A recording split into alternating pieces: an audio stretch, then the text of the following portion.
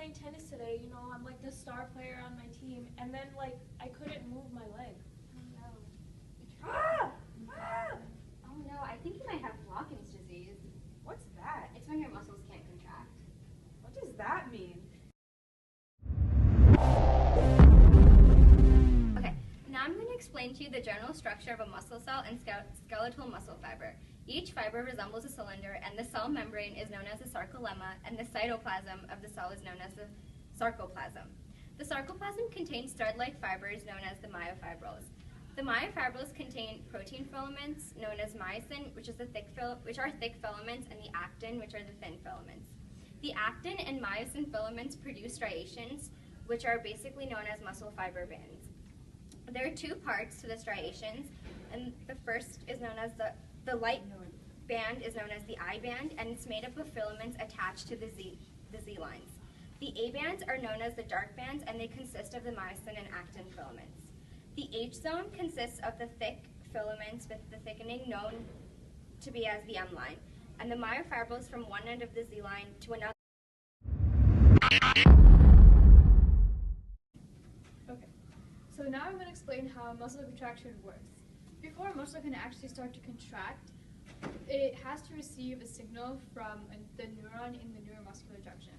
So it would have to, the neuron would be initiated by calcium, and the calcium would cause the formation of acetylcholine, which would go to the membrane of the neuron and diffuse across into the gap between the neuron and the muscle cell in the neuromuscular junction.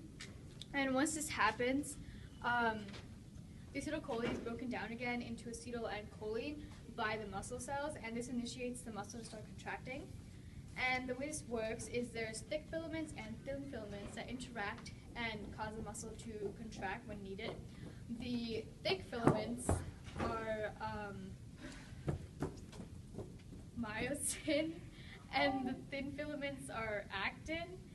And so the thick filaments pull the actin past them, and before they pull the actin across them, they form cross bridges with the actin, which enables them to pull it past them. And that's what causes the sarcomere to shorten, because the H zone, the gap right here, becomes shorter. So that's how muscle contraction works. So is Blockin disease when my actin's active site is permanently blocked by the trypomyosin because the troponin isn't moving it out of the active site? Yes, that's correct. And then the actin's active site can't bind with the myosin? Yep. Wow, you learned so fast. That's why my muscles aren't contracting. Mm-hmm. So is this curable? Yeah, we just came up with a new medicine the other day that will allow troponin to function properly, because it can take the tropomyosin out of the active site when needed, so your muscle can contract like normal again. Cool. So is it like a shot? Yep, I'll give it to you right now. I'll be right back. Okay, ready? It won't hurt that much. Okay, you're all